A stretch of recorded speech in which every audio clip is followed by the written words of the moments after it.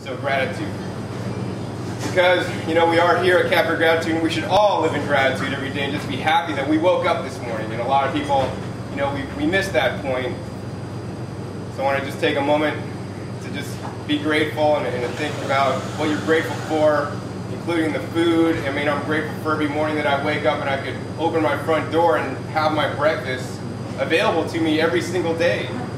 And, you know, it's taken me many years to actually want to start growing my food. When I got into raw foods 15 years ago, you know, I read books and I didn't really grow my food. I went and bought foods at the stores, and, you know, I was doing pretty good for back then, because from a standard American diet to eating raw foods, even from the grocery stores, that's a huge benefit, and that's great.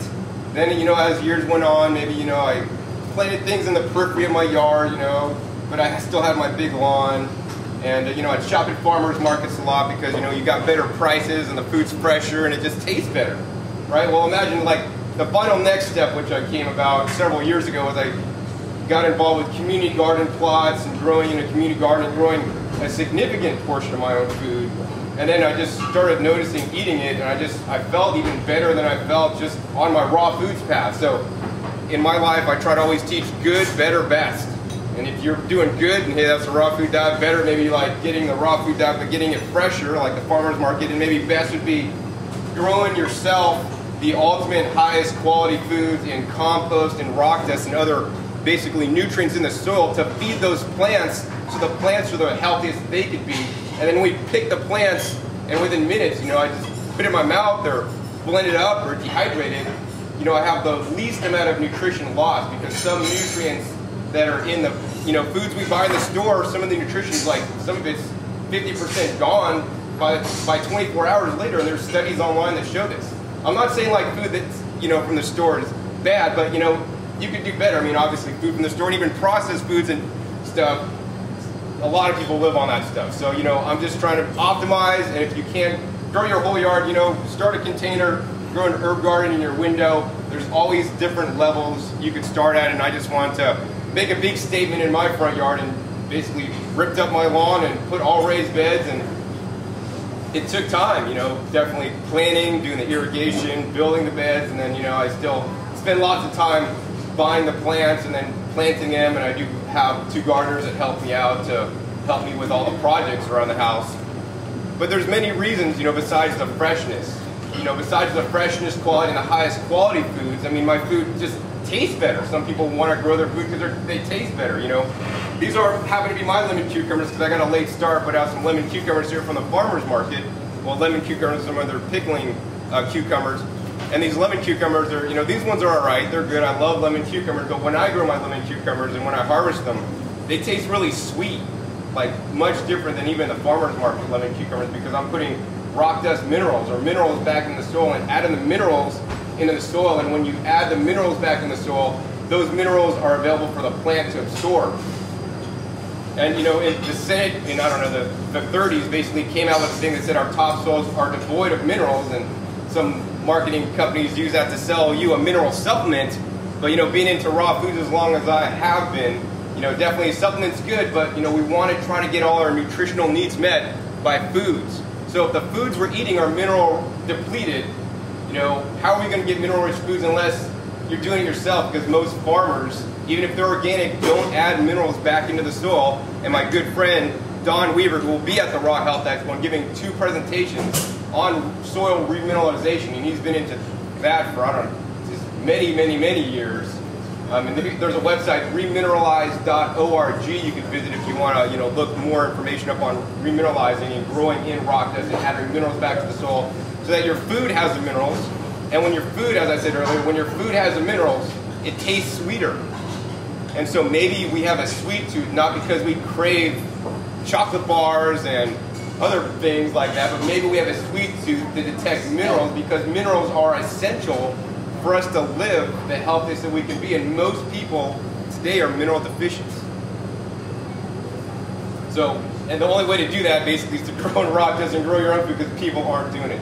So that's why I got really into the gardening, for the health benefits. You know, most things I do in my life, I try to lead the healthiest life I could do it, and, you know, definitely growing my own food is the healthiest way I've found. And besides, you know, the taste. So the taste is better when you grow it yourself. It can be less expensive unless you hire 2 gardeners to do it, in which case I kind of wonder, but it's, for me it overrides the expense. It's just I'm eating the highest quality food and I'm going to have the highest quality health, because we often forget, you know, the famous saying, health is your most important wealth, your greatest wealth.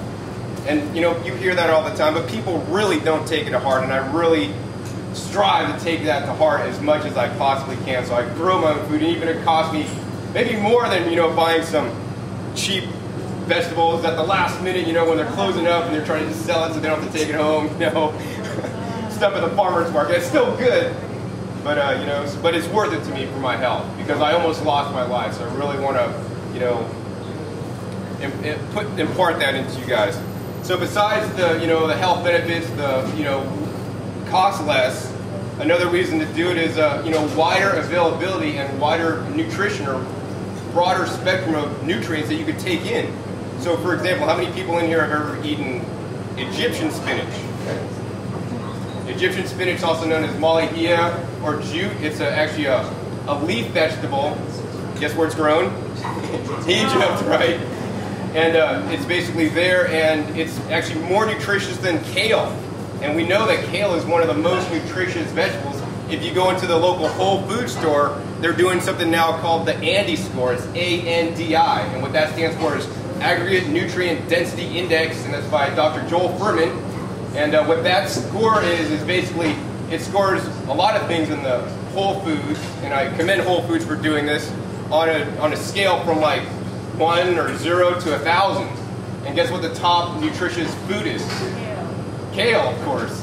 That's on their list because they don't sell malahia or Egyptian spinach, because the reason why they don't do that is because it expires really fast. If you pick it, it wilts, and it's not shippable, it's not transportable. And when you have a product like that, I mean, maybe I've seen it at some farmers markets. It's really rare, like in San Diego, the Vista farmers market I saw once.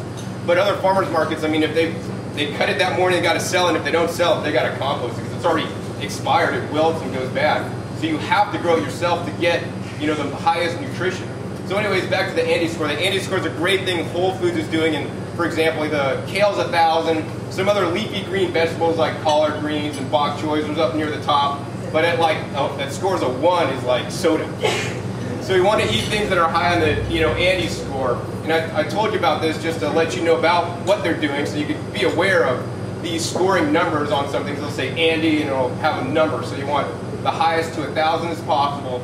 But besides that, you know, when you grow it yourself, you could grow these foods that are more nutritious, and foods that, you know, aren't sold in regular commerce, that aren't sold at Whole Foods, that many of them aren't even sold in the farmer's market, because they don't either A, have longevity after, you know, shelf life, viability, or B, they don't travel well, or C, you know, they're just unknown things. So like I travel the world and collect seeds. I brought back culantro from Costa Rica. I brought back really sweet stinging nettles from my trip in Germany.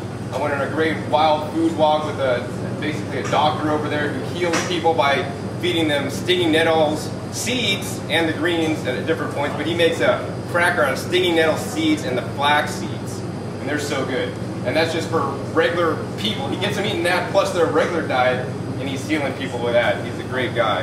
And he turned me on to this other thing called biophotons.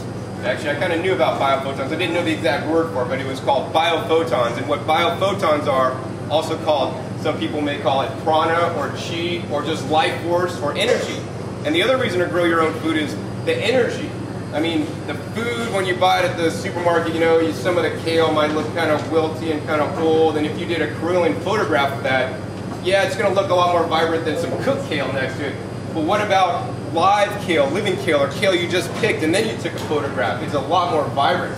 So there's, you know, I don't, it's not even quantifiable by science yet, is that the energy, the life force you're going to get when you eat these foods. So by growing my own food, I've also learned that I need to eat actually less quantity of food to get the same amount of energy out, because I'm eating such a high quality food that's just literally picked and put into my mouth many times. I'll go out to my front yard garden and just graze like a cow would and just see, oh, what am I going to eat today? And right now what's really good I'm liking a lot is my cilantro flowers. How many people have ever tasted cilantro flowers? A couple people, great. But cilantro flowers are really delicious. I mean, they have